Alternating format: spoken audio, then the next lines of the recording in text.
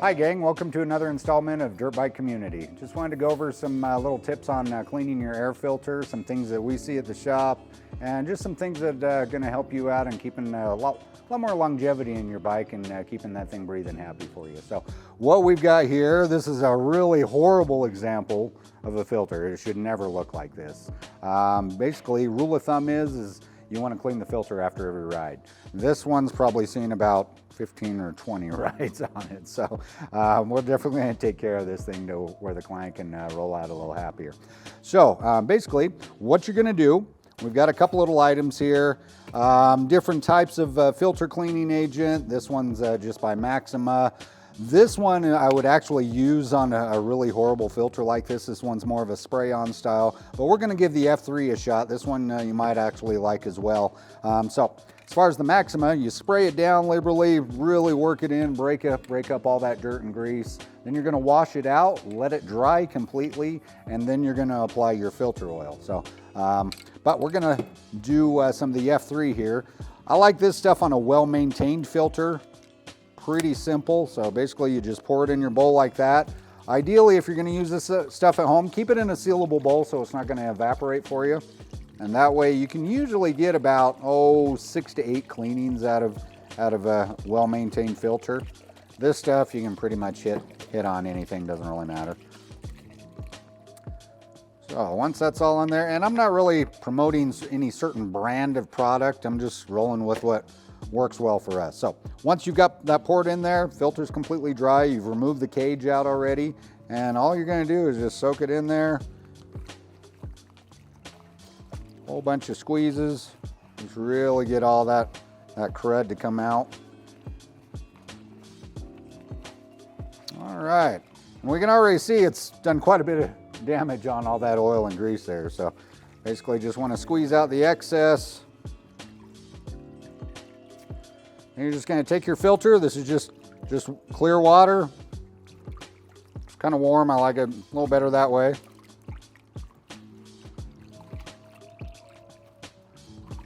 Just flush it out. And voila, just like so. Now, normally you want to wait for this to dry. So we've got a fan over there just to speed up our process. We'll park it on top of the fan, let it dry out. Then after it's dry, basically you're going to take your filter oil. I like this stuff because it actually sprays on versus actually having to dump it on and really knead it in there. But basically the process is the same. I usually do one light coat on this, massage all that in. It's kind of weird because with it being an aerosol style, it kind of freezes your filter foam a little bit, so you have to kind of really work it in there. After you've got that first coat in, put one more light coat on, massage that in, and then that's pretty much good to go there. Some owners like to put a little layer of grease here just to get a little extra sealant on there. There's nothing wrong with that at all. Depends on the environment you're rolling in. If you're riding in really dusty, moon dusty stuff, yeah, I definitely recommend that.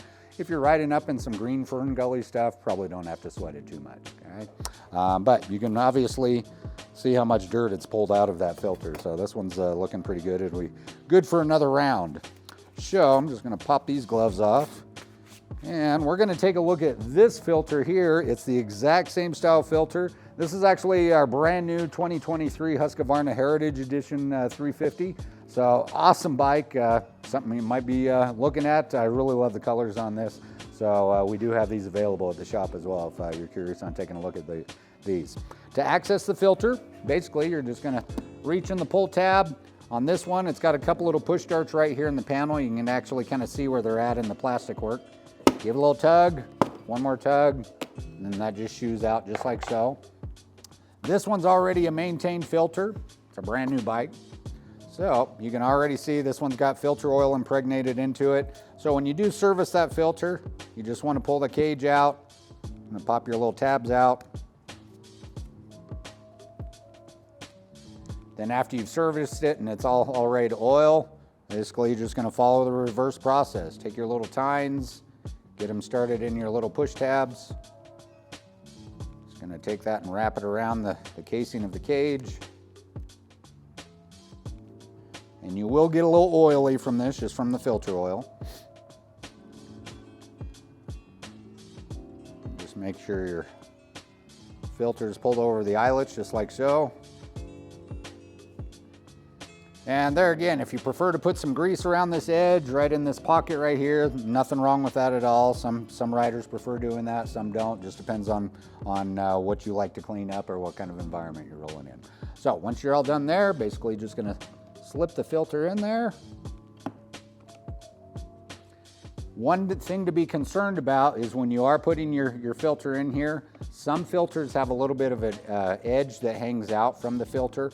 Make sure that's getting placed properly inside your air box. If it's dislodged, you're always going to be sucking dirt through there, and that's not really going to be effective. So we'll just tuck that up in there. This one is a little nicer style, I should say, because it doesn't have those edges to deal with. And that's pretty much it, gang.